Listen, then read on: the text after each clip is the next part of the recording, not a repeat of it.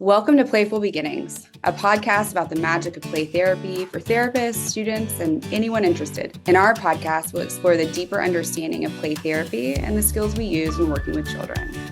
We hope to help you understand the why behind what we do and how it helps kids heal and grow. I'm Dr. Kristie Opiola, a working play therapist and university professor in North Carolina. I'm Dr. Maggie Parker, a play therapist and professor in DC. Hey, Kristie. Hey, Maggie. How are you another doing? day, another podcast. Yay. I know. I always look forward to Tuesday mornings. I enjoy getting time to just chat and explore different topics. Yes, it's always fun. And I think it's pretty poignant, aligned, integrated that today we're going to talk about chaos in the playroom. And I think both of us are feeling like it's pretty chaotic right now. So yeah, it fits.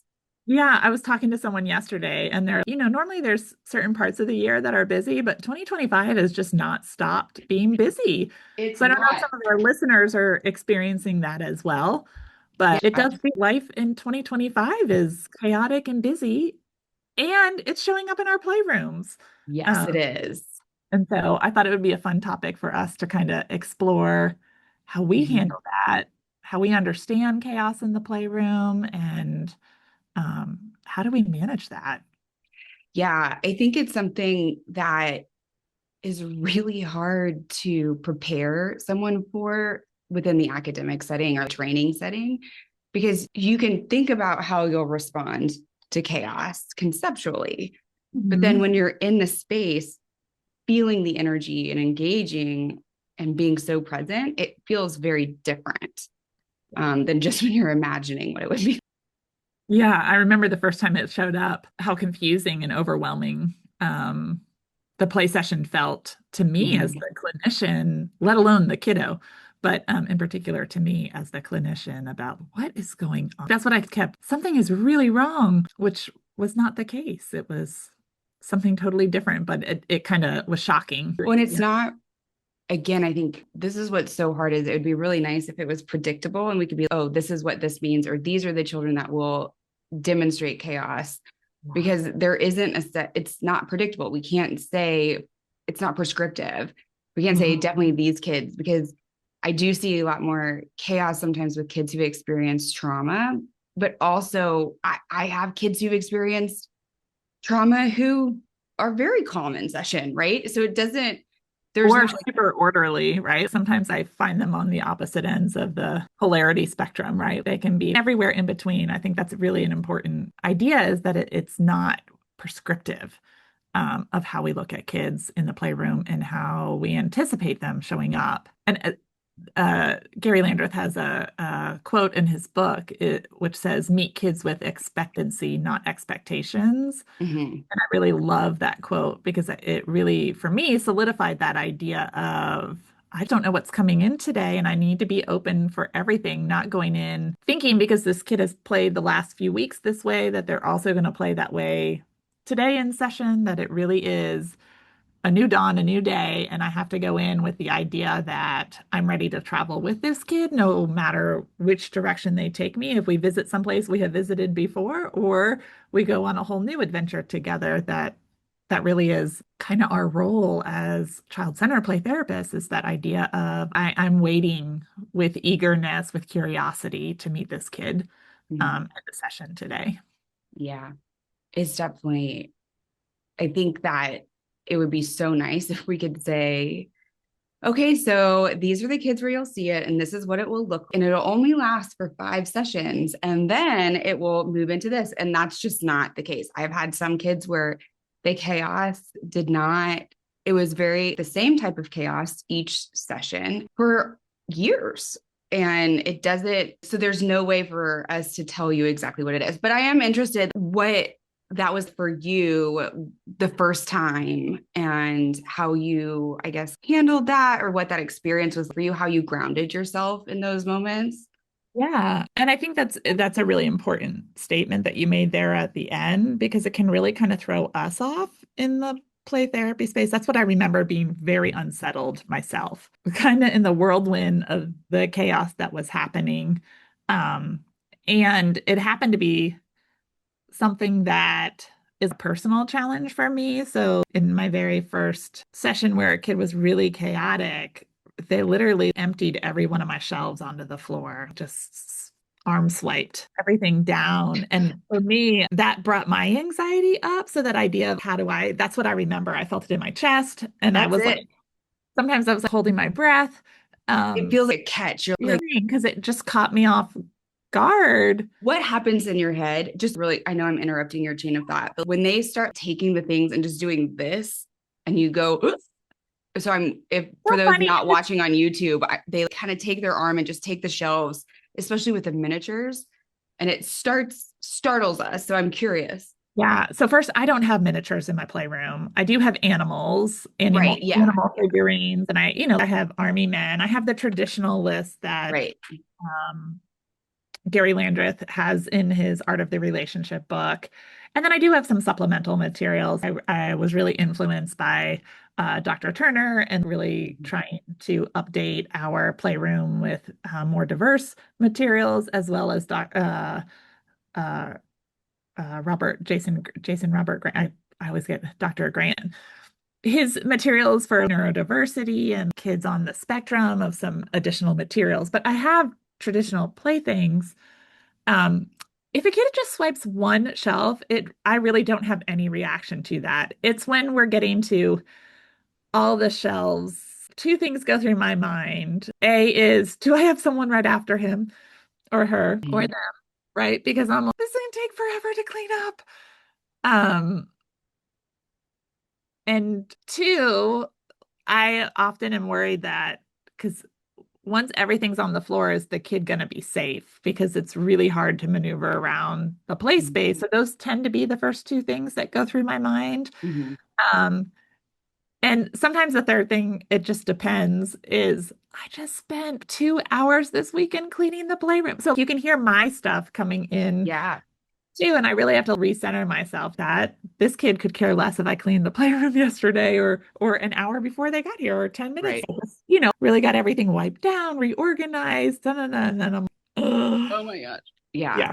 Just Well, I the think that's such a great point too, is because when you're talking about the traditional kind of play spaces, because, and I didn't even realize it because it was so normal. I've never been able to really create my own playroom, and I've gone into a lot of spaces. And so they had miniatures in each room.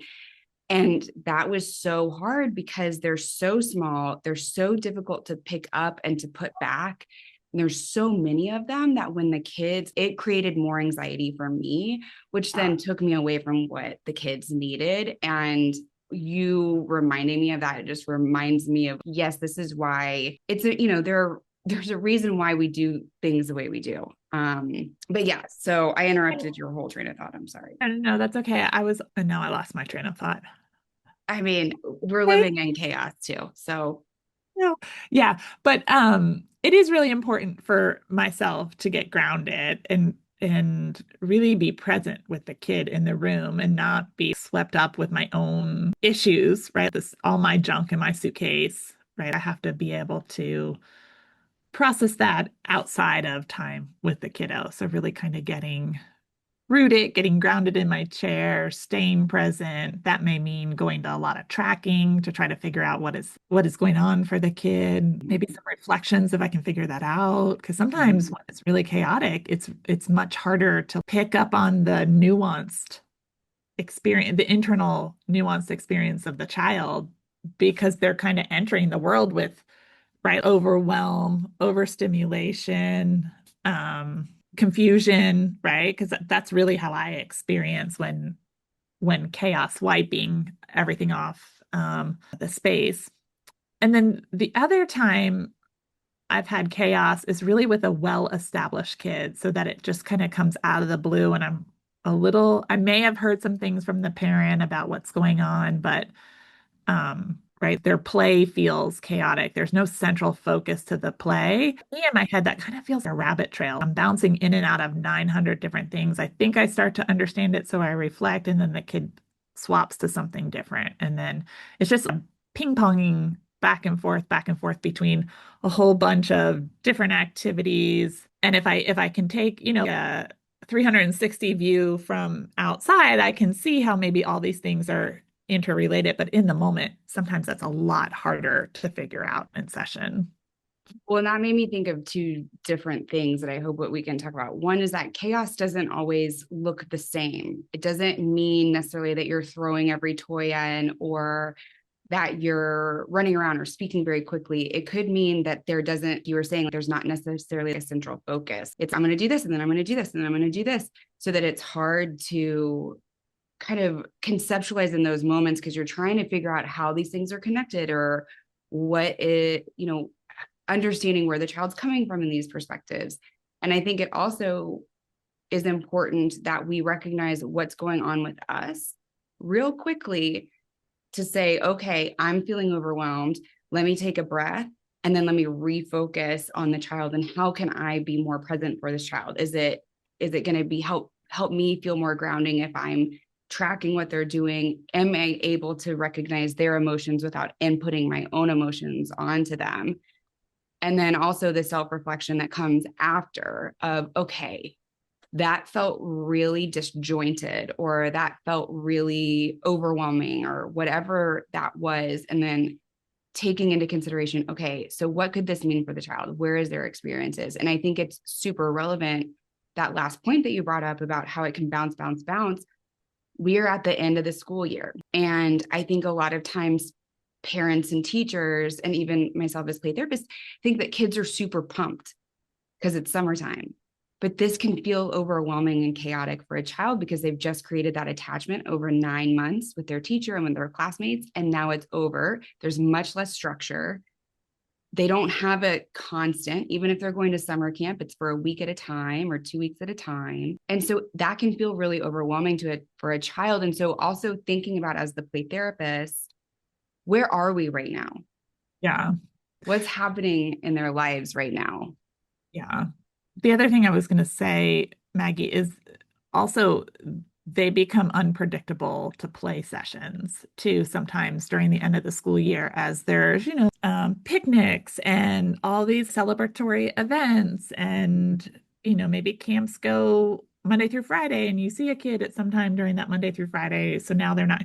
So it's also not only is their school life unpredictable, their home life becomes unpredictable. And sometimes the relationships that they, also rely on, those secondary relationships with the therapist, can also become a little unpredictable, which makes it hard. There's also vacations in there. We take vacations, they take vacations. So the schedule gets really off.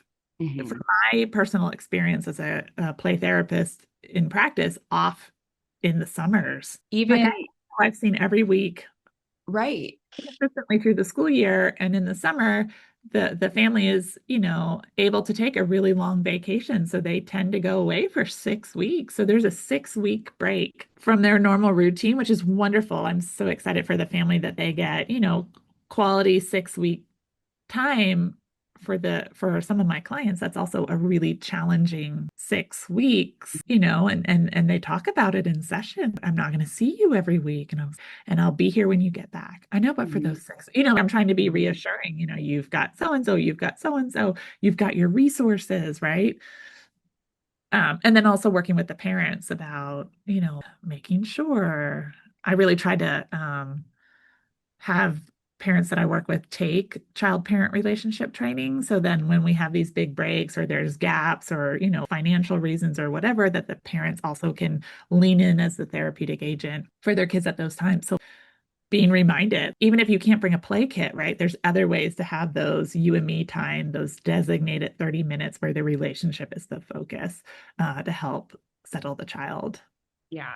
I think it's really important to, as the play therapist, like have those conversations. And even, it's hard to remember those things as a caregiver, that those are happening. And I know I've shared my own experiences a lot, but it's even today, the unpredictability of it all, right? And it's okay. So yesterday you got to play with your friends, and then we're supposed to go over here, and then we're going to do this. And so this morning I sat down and this is what our day is going to look.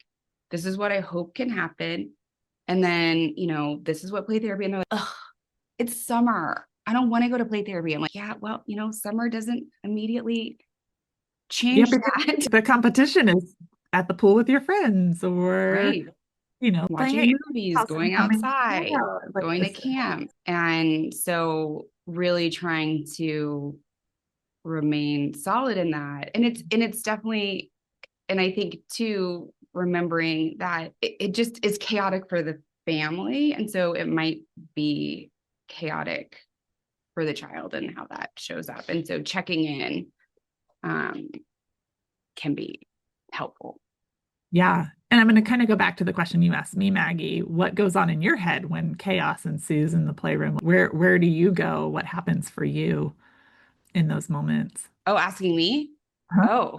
Oh, usually it's at first, oh geez. And I find myself kind of retreating or almost protecting Mm, and stumbling over my words. And so I have to really try and ground myself. Um, and then after it happens the first time, then I'm able to even be even more grounded and more aware. And as that continues, I think I'm able to respond and I consult a lot. Am I missing something in this? Because sometimes it's easier to see the behaviors in those moments than it and then trying to understand the underlying meaning and or what's going on for the child underneath that, where what emotional aspects might they be trying to demonstrate, what are they trying to communicate with me, and really trying to ground myself in these aren't just behaviors. Because I think a lot of times when you talk to other adults, it's they're externalizing behaviors, and distractibility and high activity are often viewed very negatively and almost something that can be controlled. yeah. And reminding myself as a play therapist, my goal, this is the child trying to communicate to me. So Mm, what are they trying to communicate, and really trying to connect with the child in those moments and show them that I'm there and that I'm present. And that means I have to remind myself to be present. So, and it could just be quick little microsecond conversations, because I am a thinker in words. So I talk to myself in my head. And so it's just reminding myself, okay, you're feeling overwhelmed, take a breath, mm. focus on the child. Yeah. So yeah, Yeah. I wonder, would it be helpful to talk about some of the Yeah. Do you want experiences? to share an example of a time where Yeah. the child appeared to be chaotic or Mm-hmm. what that even looked for a session for you? Because I think we kind of alluded to this earlier. There's also chaos that doesn't mean the environment is destroyed, right? Mm-hmm. Or the relationship is hindered. There's also that where it's really hard to identify any real play Mm-hmm. happening, that it really hops from item to Like a item to ping item pong to ball. item. Yeah, the internal chaos of a Mm-hmm. client. And it's not exploratory in nature. It's harder to identify the intent to it Mm-hmm. because the kiddo really is everywhere and really struggling to settle into any Mm-hmm. one It's almost like FOMO real sometimes. play. Yeah, I don't think this is what it means, but it's like, oh, I see this. Oh, I need to do this. Oh, it's like, But that's not how I experience oh, it in session. I That's don't think not, it's because of FOMO. It's like there's just so yeah, but much. it's not, it's almost nothing is satisfying to the kid. Right. Oh. The chaos is that, right, is really internal that they can't find any engagement, joy in what they're doing. So it really is a touch and go, touch and go, touch and go, touch Mm-hmm. and go. Oh, I'll do this but almost going through the motion, but nothing, and then Mm-hmm. bouncing. That can also be very confusing as a play therapist because you're kind of, what is happening? Mm-hmm. And those are harder for me to reflect in the moment. It's more of, oh, you decided to do something different. I'm doing Right. tracking because I'm trying to figure out what's happening. Is it because they're not satisfied? Is it because they're afraid they're missing out on something else? Is Yeah, it? or is it they just are so unsettled, so Mhm. dysregulated internally that it shows up in the play space? That is a very different kind of session. Um, Or even searching to communicate, right? How I don't know how, however, I'm trying to do this isn't working. It can feel deeply unsettling. Not for us necessarily, but sometimes I think for the kids, how hard that is to feel you can't share it, what it is that you need. yeah, and I do think for even the kid, that's an unsettling experience. Yeah. Um, Yeah. It just it's almost heart-wrenching as the therapist because they're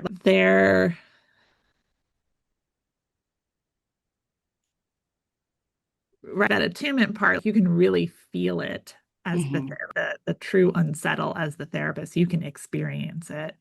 Um, and for all of these experience, one thing that I do want to say, and this is going to really lean in theoretically, right? This is why it's really important for us to have congruence and to work on our own congruence. Because I need to be able to decipher, am I reacting to my Hmm. chaotic internal state or am I responding to the kid's chaotic internal state? And really kind of leaning into if I know myself well enough, right? Where is this coming from? Um, Maggie said at the beginning of our podcast, right, that it's been a little chaotic for both of us in our personal and work lives outside of this podcast, right? And so if I know that about myself, I might be more reactionary to chaos when a kid comes in with some chaos. And then on the other hand, right, if my world seems pretty settled, maybe I'm attuning better to what's happening, um, Hmm. to be mindful of that. And then the last thing I just want to say, I know we're running out of time. It's also important that we um, acknowledge that sometimes kids presenting um, diagnoses and stuff may also lead us to look at chaos. So, and we need to be careful not to uh, Hmm. uh, pathologicalize. I don't even know Right. if that's the word, but what's happening. So I work with some kiddos on who have ADHD, and sometimes they can appear chaotic when it's really, inattentiveness and other stuff. So don't always jump to what like that Right. theme or that play behavior. Really make sure we have a good understanding of what their base is and reflect, is this me feeling chaotic based off of their inattentive or hyperactivity Hmm. in the playroom? And I don't want to, be overreactive and or Over um pathologize. or disallow, right, their Mhm. way of being, right? I do need to get to a level of acceptance, and it doesn't mean this kid has to change. I need to accept them as they come into the playroom. And so also to be really mindful of that from Mhm. a child-centered perspective of not just jumping to this is so wrong. This could just be me, and this kid needs to be accepted as Right. um struggling. And I think even as we were talking about like feeling dissettled, and I know you need to go, but like where they're just kind of moving around, but it feels there's something deeper there. And it almost, I think what we were both getting to is a sense of pain, right? There it's or incongruent, something's going on, and how we have to be different adults in those spaces because pretty much everywhere you go, when kids are like that, they're gonna be reprimanded. Yeah. And especially within school systems, and I'm not dogging school systems, I think it's just how, and I think that helps me ground as a play therapist too, is how am I going to show up differently because I'm trying to understand, I'm trying to I want to accept, I will accept, and I will work towards understanding. So yeah, makes me just love on the kiddos that we see. um all right, you have meetings, you have a big conference coming. Do not when this goes live, but yeah, we're hosting a big conference here in Charlotte next week. If you have any topics, things that you want us to talk about, we are about to jump on a series on uh, child-centered Skills. play skills and Mhm. ways of being, which we're really excited about. We're going to break them down step by step. Um, and really kind of talk about the purpose of them all, what our hope is in working with kids, as well as what does this look in a real session, being able to respond to kids, how we might utilize each of the different skills and how we are with kids. And so, and hopefully we'll have some additional resources that we're working on to help supplement Yeah. you as either a supervisor, as a clinician, as a parent to have better understanding. We're trying to really do a wide swath there Yeah. for you. So please tune in because we are going to start to revamp our website and some other stuff.